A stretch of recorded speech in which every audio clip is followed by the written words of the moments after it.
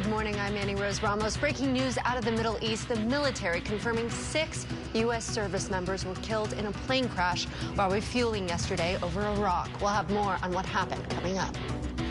Good morning, I'm Eric Spillman in for Frank Buckley. Live Nation executives caught calling customers stupid and boasting about, quote, robbing them blind. The latest revelations from the antitrust lawsuit against the concert giant.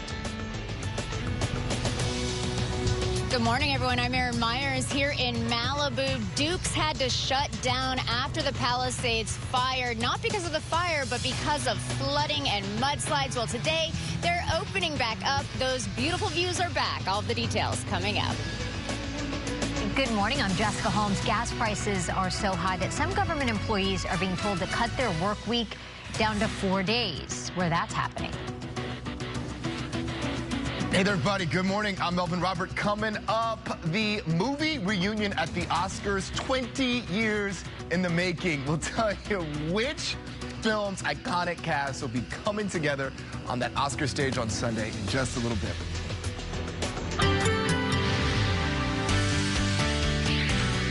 Well, good morning, everybody. Happy Friday. Mostly clear to partly cloudy skies, some high clouds drifting overhead this morning. We've got a shallow and strong inversion, maybe even some gusty winds in some parts of the Southland. You can see breezy and cloudy conditions depending on where you are. 78 along the coast, 91 downtown LA, 94 in the San Fernando Valley. A heat wave expected to continue to impact the region at least through Sunday. Some minor cooling on Saturday, but even next week after these highs of 90 in Orange County, 92 in the Inland Empire, and 85 in the high desert, we're looking for more close to record-breaking temperatures. I'll break it all down coming up. For now, Jess, back to you. Kirk, thank you. The iconic Duke's Malibu is reopening today after more than a year. The restaurant not damaged in the Palisades fire, but it was hit hard by mudslides that followed. KTLA's Erin Myers live in Malibu, where many folks are really excited to see it reopened. Erin, good morning. Hi, Jess. Good morning. Yeah, they are excited. As you said, this place is iconic. It's been around for about 30 years now, so people are looking forward to it. And it's going to be a perfect day, about 85 degrees here in Malibu today, so you can come out and enjoy their new patio that they renovated. But here it is. Staff is here. They are getting ready. The doors open at noon today. And Duke's did stay standing after the fire, but about a month later, that's when heavy rain hit the area. Mudslides rushed down Las Flores Creek, flooding the restaurant, filling it with water and several feet of mud, causing a lot of damage. We're told they had to replace furniture, ovens, refrigerators, and plumbing. During that time, the staff was laid off, but many are returning. And now, after those extensive renovations and passing the city inspection, they are ready to open their doors once again. We're really proud to be a part of this community. In reality, we've lost a lot of our neighbors and a lot of our neighboring restaurants with Moon Shadows, Real Inn, Chilada, all gone. So this part of Malibu doesn't have a lot of places to eat. And so it's great that we can be a gathering place and be a place for our people to come and celebrate, and that's really special. And speak of celebrating, they are celebrating 30 years this year, first opening in 1996. Guests will be met with the same beautiful ocean views. You can enjoy the sunshine and ocean breeze on the patio. The Barefoot Bar is returning along with signature dishes and the famous hula pie, which I definitely recommend that. They will be open for lunch and dinner. Residents stopping by yesterday, and they were excited to be able to come back to a local favorite. They've been a wonderful asset to the community. The people have been just great. The management team has been great. And we just love them being back. This was the home of my high school reunion 16 years ago. So it's basically very satisfying to have it back up and running. Now, they will have limited hours for now, so just lunch and dinner. So it's a good idea to go to the website, dukesmalibu.com, for more information on that. And they also say a good idea to book reservations. And for the next week or so, it's going to be absolutely gorgeous out here. So come out, enjoy it, and get the hula pie. On that, I'm Erin Myers. I'll send it back to you in the studio. All right, sounds like a plan, Erin. Thank you so much. 98th Academy Awards happening this Sunday in Hollywood. More streets near the Dolby Theater are now closed to traffic. And as of today, Hawthorne Avenue and a part of Johnny Grant Way are blocked off. All lanes of Hollywood Boulevard between Orange Drive and Highland Avenue have been closed since last week. More closures will take effect tomorrow and, of course, on Sunday when the Oscars take place. All closures will be lifted by 6 a.m. next Wednesday. The Oscars are increasing security for the red carpet and ceremony amid concerns of a potential retaliatory attack from Iran. The Pentagon is saying Iran's new supreme leader is, quote, wounded and likely disfigured. This after a series of new attacks across the region. We're also learning about a deadly plane crash that killed 6 U.S. service members. KTLA's Annie Rose Ramos live in our newsroom with more. Good morning. Hey, Eric, good morning to you. That's right. We are learning that the death toll rising in that incident, the military confirming 6 service members were killed after their plane went down over Iraq yesterday, bringing the number to 13 troops who have died so far in the Iran war. All right, we want to get you straight to a statement coming from the U.S. Central Command. This was out in the past couple of hours, saying that all 6 crew members on board a refueling aircraft are now confirmed dead. It went down yesterday afternoon during a refueling exercise. The incident occurred over friendly territory in western Iraq while the crew was on a combat mission, and again was not the result, as CENTCOM has said, was not the result of hostile or friendly fire. All right, we want to pull up some images of the same type of plane that went down. Now, to be clear, these images are not from yesterday's crash, but from a few months ago. But it gives you an idea of the type of aircraft we're talking about here. It's called a KC-135 Stratotanker. Yesterday's crash happening while it was doing what you were seeing happening there, during a refueling exercise.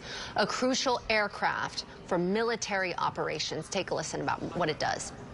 It lets the fighter aircraft and various other types of aircraft continuously be in the sky and on mission rather than having to land all the time and take on fuel, which takes a lot of time, not only in transit but on the ground, shutting down, restarting the aircraft, and getting back into the air.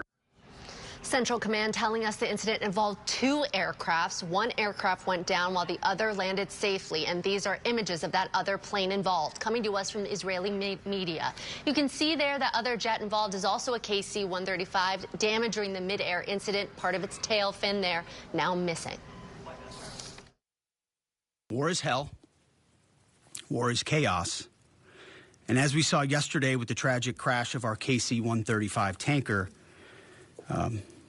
bad things can happen. American heroes, all of them.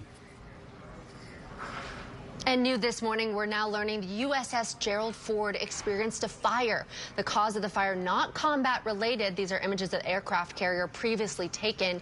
Now, it remains fully operational. However, 2 sailors were injured and are receiving medical treatment for non-life-threatening injuries. Now, moments ago, the Secretary of Defense, Pete Hegseth, said that the United States is, quote, decimating the Iranian regime's military, saying today will bring the most intense bombing campaign we've seen thus far. General Kane echoing those remarks. Listen.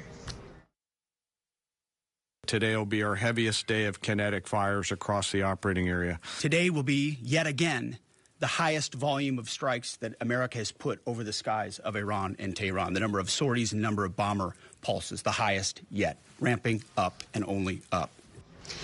And we're learning from that same press conference that you heard from just there, the Secretary of Defense, Pete Hegseth, also saying Iran's new supreme leader, Mojtaba Khamenei, has been, quote, wounded and likely disfigured in one of the earlier attacks. Guys, back to you. Annie Rose, thank you. Governments in Asia are taking extreme measures to deal with soaring gas prices. These are some pictures of some of the long lines at a gas station in Manila, where drivers are seeing increases of 40 cents per liter. As a result, government workers in the Philippines are working 4 days a week to reduce their gasoline use. Civil servants in that country have been ordered to limit travel to essential functions only. Meantime, Vietnam is also asking businesses to let employees work from home to reduce travel and the demand for fuel. South Korea, Japan, Indonesia, and Thailand are all taking steps in light of high energy prices. They include closing schools and capping prices on petroleum. All right, it's a Friday. We're heading into a very hot weekend. Well, yes, actually, definitely. Well, it cools down a bit Yeah. Saturday and Sunday. It cools down a few degrees on Saturday. Quite hot. Yes, today quite hot. Saturday we cool down a bit. Sunday we warm up all over again. And it looks like we're going to have a very hot week. So you're right. We're definitely going to have a very hot week coming our way. If Frank was here, I would say Speedo weather. Well, maybe for Eric, Speedo weather. too. Eric, yeah. It's not happening for me. Okay. Frank, you can have that, now. my friend. that can be all that's not my style. Okay. Yeah. Don't He's try. he's Don't aboard push. shorts. Don't push that on me. Don't push that on you. No, that's a Frank. That's one thing we'll It's keep exclusive European, for Eric. Frank. Come on. Yeah. Yeah. I mean, I feel We're like not European. Hello. I feel like Frank Speedos is. are all the rage too. So I feel like they're gaining in popularity. You see them more and more. But yeah. And if you like them, then now is the time to go and explore. So. I'm gonna pass. But thanks. You could be like, thanks for the idea. You could be Speedo curious, and this could be the weekend. Oh, geez, that sounds. That sounds very. I don't know. It just sounds bad. I am not curious. Yeah.